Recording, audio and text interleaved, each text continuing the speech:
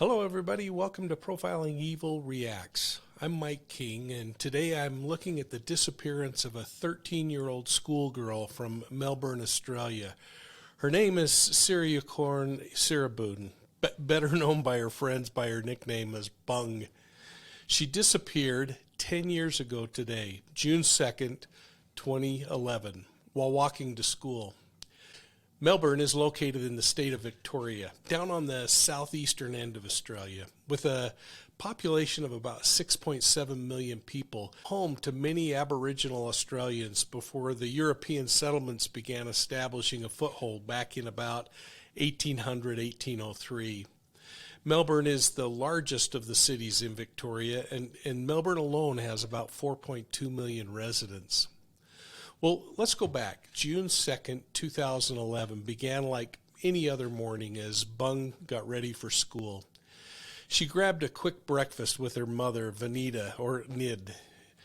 She said goodbye and sprang out the front door of their modest little home in Melbourne's neighborhood and began her short 10-minute walk to Benonia Heights College. It was about 8:30 in the morning. It's the same time she always left for school. Now, she usually met up with friends along the way, but today was different. She ended up walking alone. Bung was a normal teenager who loved to dance and loved K-pop. She was actually learning Korean, and she loved talking about her childhood home in Thailand. Well, 5 minutes after walking out the door, about 8:35 a.m., a neighbor reported seeing Bung walking down Elsie Street, the same way she had every other morning. Everything looked normal. That was the last confirmed sighting. Now, at about 8:55, another resident reported seeing a girl that looked like Bung on Harcourt Road, just near the school. Now, exactly where, it's unknown, but I question if the witness really knew who Bung was by name and face, or if she just assumed it was her. It creates a lot of question in my mind, though, about the accuracy of this report, since all of the children wore school uniforms, and unless there was something peculiar that happened, how would the witness have recalled her specifically? Well, here's the bad news. Bung never showed up for school that day. And school officials apparently didn't call her parents to check on her whereabouts. It really wasn't until around 4 p.m. that her parents realized that she hadn't been accounted for. They became alarmed when one of her best friends called to talk about something happening the following day. Her stepfather, Fred, vividly recalls the moment that they realized Bung was missing. He said her friend called around 3:40 p.m. and asked Fred to remind Bung that they were going to be playing football the next day. Fred asked the child why she didn't just talk to Bung about it during school, and her friend responded, "Well, she wasn't at school today." That's when the panic started. Well, immediately, her mother and father drove to the school and contacted the principal, who confirmed that Bung, in fact, was absent that day. By 4:20 in the afternoon, they were at the police station, and they began calling all of Bung's friends and other family members to see if anyone had seen her. None had. Well, after a horribly long night, Bung's parents returned to the police station the next morning, and they began scouring the area. They searched shops, parks, backyards, vacant lots. They made posters and people organized search parties. They used Facebook and other social media contact. The media also picked up on the story, and they started running programs and articles. But all to no avail. The Victoria Police knocked on hundreds of doors. They traced tradesmen, delivery drivers, and other outsiders who passed through the Boronia area that day, hoping that they might somehow get a clue. They combed through CCTV footage from train and service stations and shopping centers. They questioned local sex offenders and followed up on more than 1,000 tips from the public. They also went through all of Bung's social media profiles, but they couldn't find anything suspicious. This low-risk child had simply vanished. Now, Bung's stepfather, Fred, said that while Bung was certainly not streetwise, she would know that she needed to be wary of strangers, and she would have never gotten into a car with someone she didn't know, nor would she wag class. For those of us in America, that's skipping or sloughing school. Well, statistically, low-risk people, especially children, are victimized by someone who's known to them. When that happens, they're a specific target of that threat. So the question becomes, was this the case for Bung Siriboon? They searched the family home repeatedly, but they didn't find anything suspicious. They knew they had to question those closest to Bung, including her mother and her stepfather. Well, I got to say, Fred willingly, by all accounts that I can read, endured a number of interviews and the negative speculation of a community.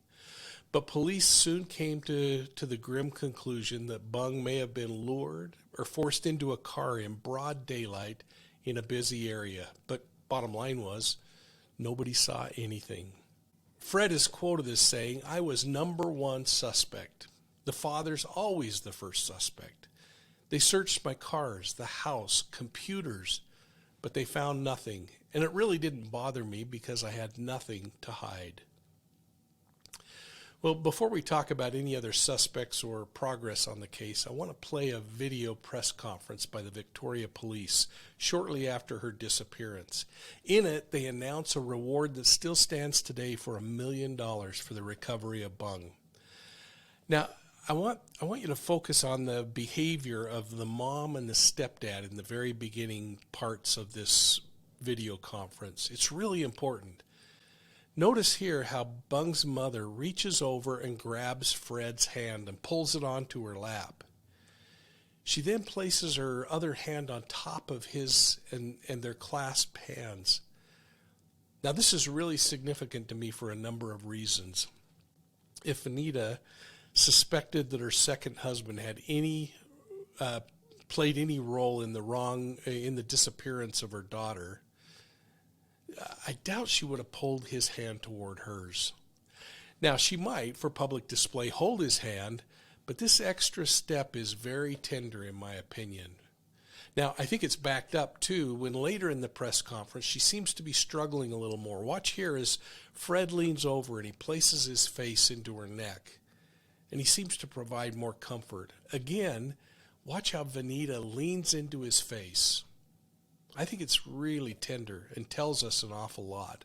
Now, I don't know anything about their relationship or their personalities, but this struck me as a powerful nonverbal cue that needs to be considered. Well, let's continue by listening to the press conference. Siriboon. Bung went missing whilst walking to school on the 2nd of June 2011. She left home at about 8:30 in the morning, was walking in Elsie Street, her normal route to school, when she was sighted by a neighbour shortly after 8:30. She has not been seen since, and during the last 2.5 years, Victoria Police has conducted an extensive investigation as to what happened. Today we're appealing for information concerning Bung's disappearance. The $1 million reward is a life-changing amount of money. And we're appealing specifically to whoever knows exactly what happened to Bung to contact us. If anyone has any information, if anyone knows what happened to Bung, if anyone's been told anything and they haven't already contacted Crime Stoppers, then they should contact them. 12 detectives were eventually assigned to work on what they called Task Force Puma, dedicated to finding Bung. There were 2 possible sightings of Bung on the morning of her disappearance, leaving police with a significant lead in the case, or some kind of a red herring that pulled them away from more important information. Well, a year later, police interviewed a 24-year-old man who confessed that he had actually hit Bung with his car, and he picked her up and threw her in the car and drove to a local reserve where he buried her. Now, police took his statement, they seized his car, and they searched the reserve. It's a green space area. But they were unable to find any proof that his story had accuracy or truth to it. Now, the suspect in the case took police to the location where he thought he dumped the body, but he couldn't locate the exact spot. In addition to that, police questioned a number of registered sex offenders who lived and frequented the area. Again, no luck. They even considered another killer in Victoria dubbed Mr. Cruel, but they determined that his MO didn't fit. Well, by 2013, Task Force Puma closed its doors, and Bung became a statistical missing persons case in Australia, something that they worked when leads became available. Over the years that followed, detectives looked at a number of suspects in the case, including a sighting by a witness who stated they potentially saw Bung on that same day she went missing in the front passenger seat of a white station wagon. It was being driven by a Caucasian man who had a large tattoo on the left side of his neck. The sighting was in nearby Rowville, which was only like a 13-minute drive away. But public pleas for information on the vehicle and driver didn't yield anything.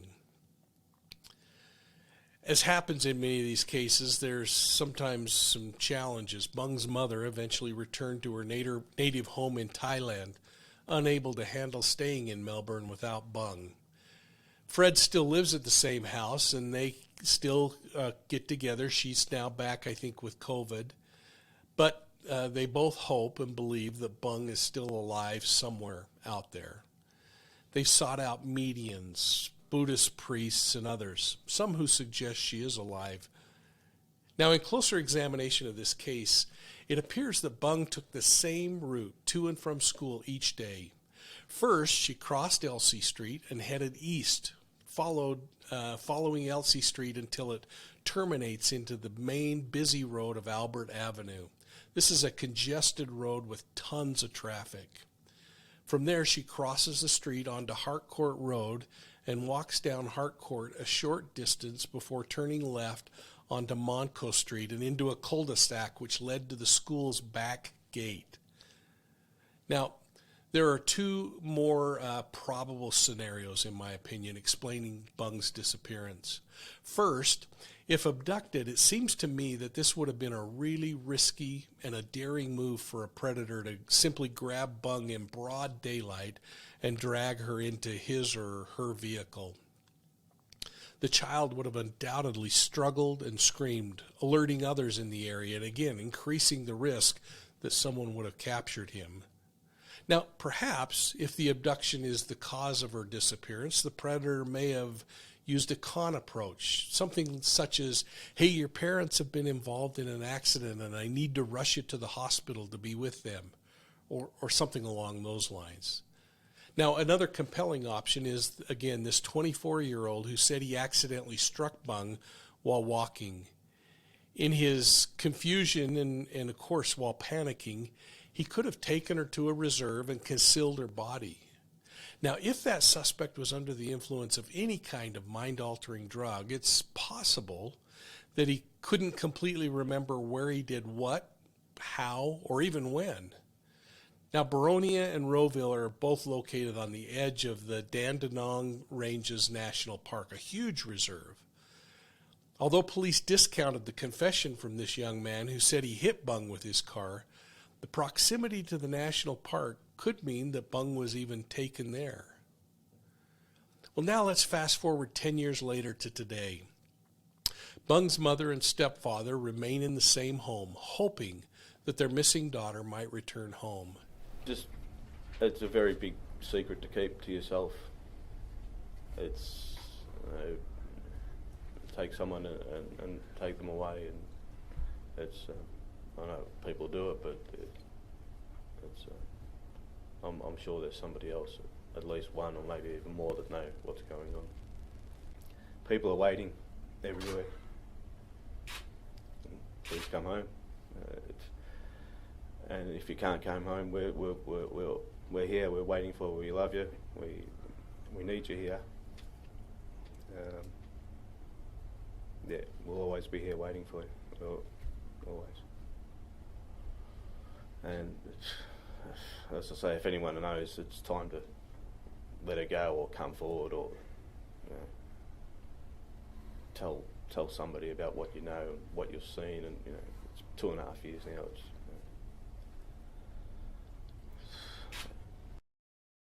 They feel like they can't move, just in case. So what do you think happened to Bung Siriboon? I'm going to be reading your comments down below, and I hope you'll go out to our Mapping Evil website and check out Mapping Evil with Mike King podcasts. These are a series of podcasts I've done with Australian award-winning journalist Tori Shepherd. I'm Tori Shepherd, and this is Mapping Evil with Mike King. Like many predators, he was charismatic, and I think that's one of the key things that we see in this kind of personality type. In some cases, he would simply offer to babysit or take the child to a movie. The podcast that puts true crimes on the map, literally. Unless it happened to be a predator who's living in one of those homes that are passed along the way. And I think it's more likely that this was a stranger abduction that was an opportunistic kind of event. I'd look at every intersection. I'd wonder about whether vehicles are crossing and which side of the street she was walking on. So please visit it. And would you please take a moment and hit the like and the subscribe button? Ring the bell. And thanks again for supporting Profiling Evil. We'll see you at the next crime scene.